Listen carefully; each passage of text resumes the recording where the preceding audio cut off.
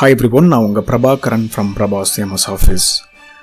இந்த வீடியோவில் CSV comma separated value CSV ஃபைல்னா என்ன அப்படின்னு தெரிஞ்சுக்கலாம்.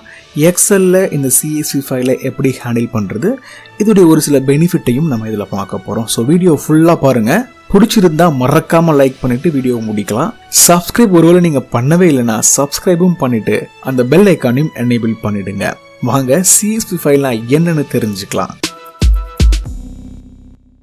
ஓகே, நீங்கள் இந்த இடத்துல பார்க்குற இந்த CSV ஃபைல் எக்ஸல்ல உங்களால் ஓப்பன் பண்ண முடிகிற ஒரு ஃபைல் தான். ஓகே, CSV ஃபைல்ன்றது எக்ஸல்ல மட்டும் இல்லாமல் டேட்டாபேஸ் அப்ளிகேஷன்லேயே இது ரொம்ப ஃபேமஸான ஃபார்மெட்டுன்னு சொல்லலாம்.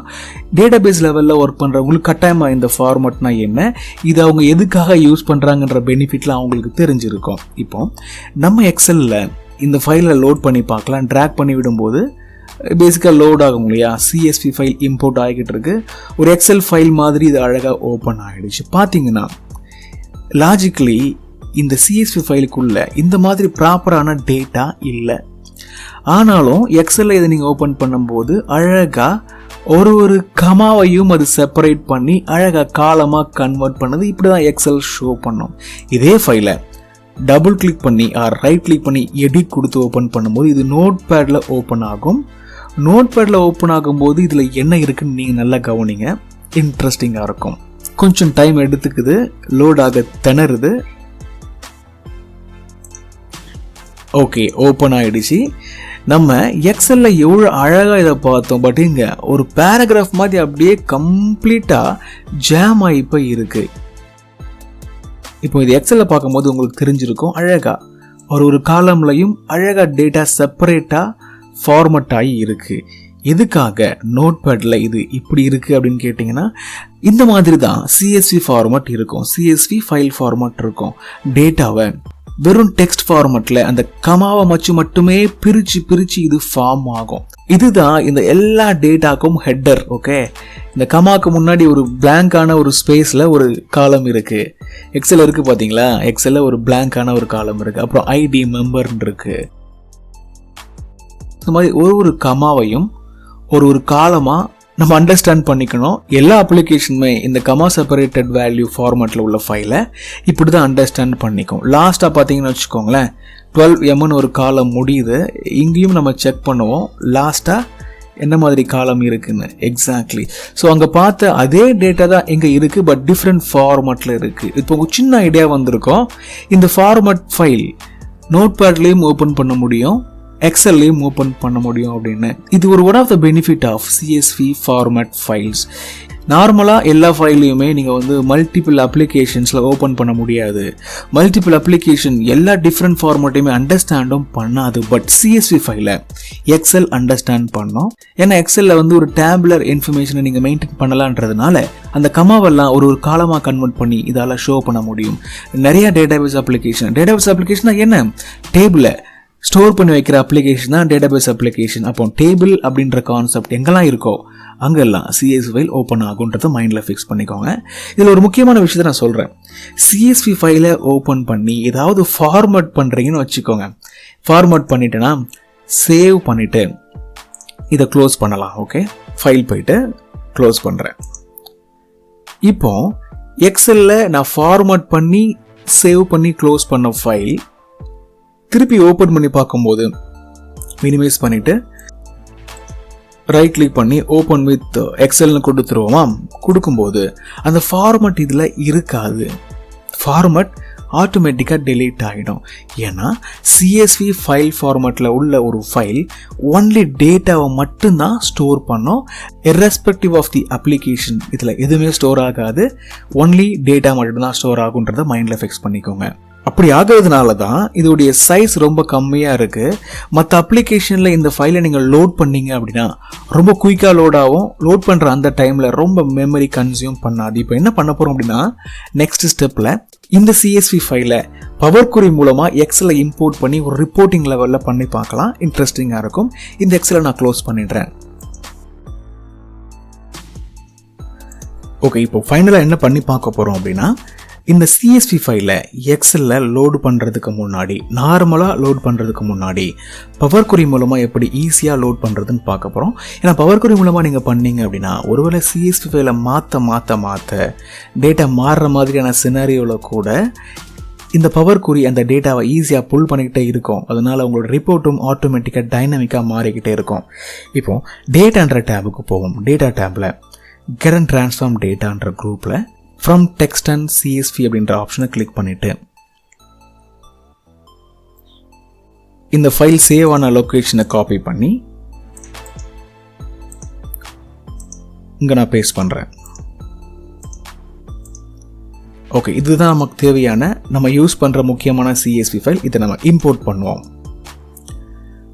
இம்போர்ட் கிளிக் பண்ண உடனே கனெக்ஷன் ரன் ஆகிக்கிட்டு இருக்கு. இப்போ நமக்கு பவர் query விண்டோவும் ஓப்பன் ஆகிடுச்சு. பார்த்தீங்கன்னா இந்த இடத்துல நம்ம இப்படி பார்த்த ஒரு டேட்டாவை எக்ஸல் மாதிரியான டேட்டாபேஸ் அப்ளிகேஷன் அழகாக அண்டர்ஸ்டாண்ட் பண்ணுது. ரைட், ஒரு காலமாக பிரிச்சுடுது பை யூஸிங் கமாஸ். கமா அப்படின்ற அந்த கேரக்டர் இந்த CSVல எங்கெல்லாம் இருக்கோ அதெல்லாம் ஒரு காலமாக பிரிஞ்சிடுது. ஃபைன். இப்போ நம்ம பவர் query விண்டோ என்ன பண்ணோம் அப்படின்னா ஒரு டேட்டாவையும் அதுவே அண்டர்ஸ்டாண்ட் பண்ணி டேட்டா டைப்பை அதுவே அசைன் பண்ணிடும். ஃபார் எக்ஸாம்பிள், இது நம்பர், இதுவும் நம்பர், இது டெக்ஸ்ட்டு. ஒரு டேட் இருந்தால் டேட்டு, டெக்ஸ்ட் இருந்தால் டெக்ஸ்ட்ன்ற மாதிரி அதுவே அண்டர்ஸ்டாண்ட் பண்ணிடும். இங்கே சொல்லுது பாருங்களேன், data type detection based on first 200 rows. முதல்ல ஒரு 200 row எடுத்து என்ன டேட்டா இருக்குன்னு பார்த்து அதுக்கு அந்தந்த மாதிரி டேட்டா டைப்பை அசைன் பண்ணோம். இப்போ நான் ட்ரான்ஸ்ஃபார்ம் கொடுக்குறேன். அப்போ உங்களுக்கு டேட்டா டைப் அதுவே அசைன் பண்ணது கண்ணில் தெரியும். டேட்டாபேஸ் அப்ளிகேஷனை பொறுத்த வரைக்கும் டேட்டா டைப்ன்றது ரொம்ப முக்கியம். அதனால எந்தெந்த டேட்டா என்ன டேட்டா டைப்ன்றது நம்ம தான் அசைன் பண்ணணும். பட் நமக்கு எங்க இதுவே அசைன் பண்ணிடுது, நல்ல விஷயம். பட் நம்ம செக் பண்ணுறது நம்ம ரெஸ்பான்சிபிலிட்டி. இது நம்பர், இதுவும் நம்பர், இது மாதிரி என்ன காலம் என்ன டேட்டா டைப்பில் இருக்குன்றது நம்ம கிராஸ் செக் பண்ணுறது நல்லது. தேவைப்பட்டால் மாற்றிக்கலாம். இப்போ இங்கே பாருங்களேன், இது ஒரு டெக்ஸ்ட்ன்றதுனால ஏபிசின்ற டேட்டா டைப் அசைன் ஆகிடுச்சு. இதுவும் டெக்ஸ்ட்ன்ற டேட்டா டைப்பில் தான் இருக்குது. இதை கிளிக் பண்ணி மாற்றணுன்னா நீங்கள் மாற்றிக்கலாம். ரைட், இந்த மாதிரி எல்லா டேட்டாவையும் அதுவே அண்டர்ஸ்டாண்ட் பண்ணிடுச்சு. இப்போ நம்ம என்ன பண்ண போகிறோம் அப்படின்னா CSVலேருந்து இம்போர்ட் பண்ண இந்த டேட்டாவை பெரிய லெவலில் நம்ம ரிசர்ச் பண்ண முடியும். பட் நம்ம ஒரு சின்னதாக ஒரு அண்டர்ஸ்டாண்டிங் கொண்டு வர போகிறோம். ஓரளவுக்கு தேவையான விஷயத்தெல்லாம் பண்ணிவிட்டு நேமிங்லாம் கூட முடிச்சுட்டு இதை கிளிக் பண்ணி லோடு டு கொடுத்துருங்க. Close and load to.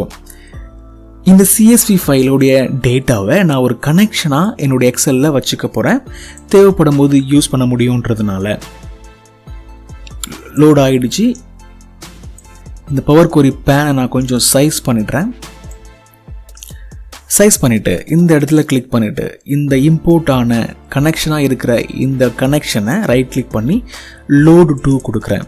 இதை ஒரு பிவட் ரிப்போர்ட்டாக இன்சர்ட் பண்ண போகிறோம். பிவட் ரிப்போர்ட்டாக இன்சர்ட் பண்ணும்போது அதுக்கப்புறம் தேவையான ஃபீல்டை மட்டும் எடுத்து குயிக்காக அனலைஸ் பண்ண முடியுன்றதுனால அந்த மாதிரி பண்ணலாம். இப்போ ஓகே பண்ணணும் அப்படின்னா ஒரு எம்டி பிளேஸ் ஹோல்டர் கிடைக்கும். அந்த பிளேஸ் ஹோல்டரை நமக்கு தேவையான ஃபீல்டை எடுத்து நம்மளால் இன்சர்ட் பண்ண முடியும். ஓகே, இந்த பிவட் டேபிள் பேனையும் அழகாக நம்ம செக்ரிகேட் பண்ணிடலாம். இப்போ என்ன பண்ண போகிறோம் அப்படின்னா நம்ம இந்த டேட்டாவை என்ன இருக்குன்றதை பெருசாக ரீட்லாம் பண்ணல. இதில் ஆக்சுவலி ஒரு லோன் டீட்டெயில் இருக்குது. எவ்வளோ ரீபேமெண்ட் பண்ணியிருக்காங்க, என்ன லோன் வாங்கினாங்க, எதுக்காக வாங்கினாங்கன்ற மாதிரி நிறைய திங்ஸ் இருக்குது, நிறைய இருக்குது. ஓகே, ஃபர்ஸ்ட் என்ன பண்ணலாம் அப்படின்னா கொஞ்சமாக ட்ராக் பண்ணுறேன். டோட்டல் பேமெண்ட் எடுத்து வேல்யூஸில் நான் ப்ளேஸ் பண்ணிடுறேன். அதுக்கப்புறம் இன்னும் ஸ்க்ரால் டவுன் பண்ணுறேன். பர்பஸ் இருக்கு இல்லையா, இதை எடுத்துக்கலாம். பர்பஸ் எடுத்துங்க போடும்போது இந்த பேமெண்ட்டில் காருக்காக இவ்வளோ பேமெண்ட் நடந்திருக்கு. ஸோ இந்த மாதிரி கேட்டகரி வைஸ் பிரிக்க முடியுது. நம்ம இதில் எப்படி பிவட் டேபிளை க்ரியேட் பண்ணி அனலைஸ் பண்ணுறதுன்னு பார்க்கல, எப்படி CSV ஃபைலை இம்போர்ட் பண்ணுறதுன்னு பார்த்துருக்கோம். நார்மலாக எக்ஸலை இம்போர்ட் பண்ணுறதையும் ஒரு பவர் query மூலமாக இதை இம்போர்ட் பண்ணி ரிப்போர்ட்டாக கன்சாலிடேட் பண்ணுறதையும் பார்த்துருக்கோம். வேறு எதுவும் பெருசாக இதில் இல்லை. ஓகே, இந்த வீடியோட பெனிஃபிட் என்ன அப்படின்னு நான் சொல்லிட்டேன். CSV ஃபைலை எப்படி இம்போர்ட் பண்ணணும் அப்படின்றது. இன்னொரு சில விஷயத்தையும் செகண்ட் டைமாக நான் சொல்கிறேன். இந்த மாதிரியான CSV ஃபைலை டேட்டாபேஸ் அப்ளிகேஷன் ஈஸியாக ரெக்கக்னைஸ் பண்ணிக்கொன்றது ஒரு முக்கியமான பெனிஃபிட். தென் CSV ஃபைலை நோட்பேட்லையும் ஓப்பன் பண்ண முடியும். எக்ஸல் மாதிரியான டேட்டாபேஸ் அப்ளிகேஷன்லையும் ஓப்பன் பண்ணிக்கலாம்.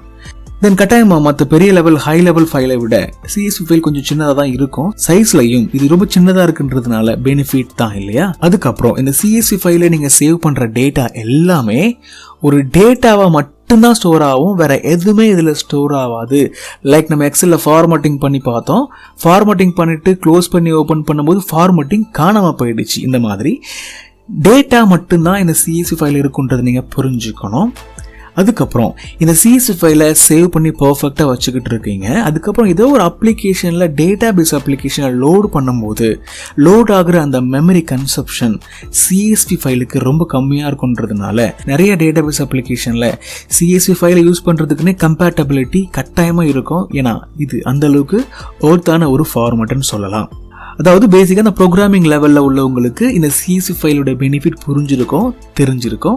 நம்மளும் எக்ஸலில் நிறையா ப்ரோக்ராம் பண்ணுறோம், கோடிங் போடுறோம், ஃபார்முலாஸை டெவலப் பண்ணுறோம், நிறைய இன்டெகிரேஷன் பண்ணுறோம், கன்சாலிடேஷன் பண்ணுறோன்றதுனால நமக்கும் இதோடைய பெனிஃபிட் தெரியணுன்றது தான் இந்த வீடியோட மோட்டிவ். ஸோ சிஎஸ்வி ஃபைலை பற்றின சின்ன அண்டர்ஸ்டாண்டிங் நான் உங்களுக்கு கொடுத்துட்டேன்னு நம்புகிறேன். அதை வச்சு எப்படி யூஸ் பண்ணுறதுன்றதையும் நம்ம பேசிட்டோன்றதையும் நம்புகிறேன். கட்டாயமாக இந்த வீடியோ உங்களுக்கு பிடிக்கும், லைக் பண்ணுவீங்க, சப்போர்ட் பண்ணுவீங்கன்னு நம்புகிறேன். See you in the next video. Thanks for watching.